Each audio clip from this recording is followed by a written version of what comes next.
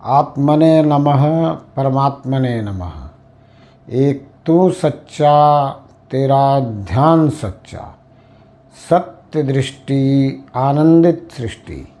हम सभी दिव्य आत्माओं को परमात्मा ने यह शरीर दिया है और इसके साथ ही सुख दुख हानि लाभ जीवन मरण इन छह को परमात्मा ने हमारे साथ जोड़ दिया है। ये छह इसलिए जुड़े हुए हैं क्योंकि हम कर्ता बने हुए हैं और न जाने कितने जन्मों से यह सब होता आया है।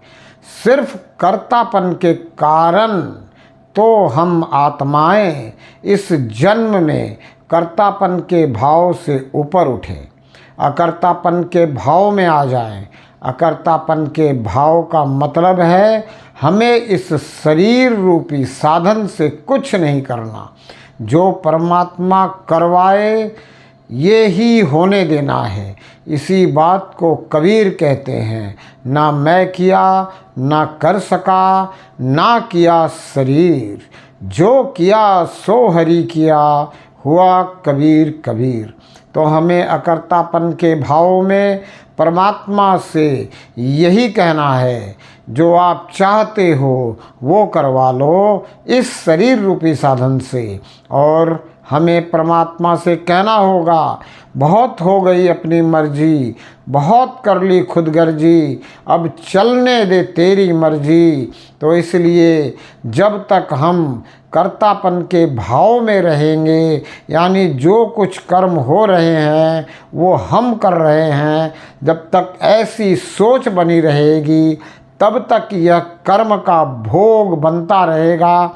और जब भोग बनेगा तो हमें सुख दुख हानि लाभ जीवन मरण के साथ जुड़कर ही रहना पड़ेगा।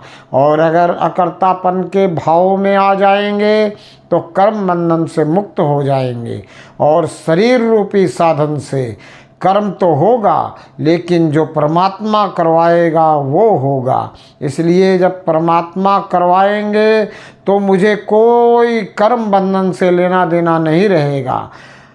कर्तापन के भाव में हम अच्छा कर सकते हैं, बहुत अच्छा कर सकते हैं, लेकिन जब परमात्मा करवाएगा तो सबसे अच्छा करवाएगा। इसलिए हमें परमात्मा से शरण मांगनी है और जब परमात्मा अपने शरण में ले लेगा तो फिर परमात्मा ही हमारे शरीर रूपी साधन से सब कुछ करवाएगा। हमें ऐसी दृष्टि प्रदान करेगा जिससे परमात्मा दृश्यमान हो जाएगा, तो हम आनंदित हो जाएंगे। और जब इस शरीर से हमारा तादात्म्य छूटेगा तो परमात्मा में विलीन हो जाएंगे और जीवन मरण का चक्कर खत्म हो जाएगा। परम पिता परमात्मा की जय।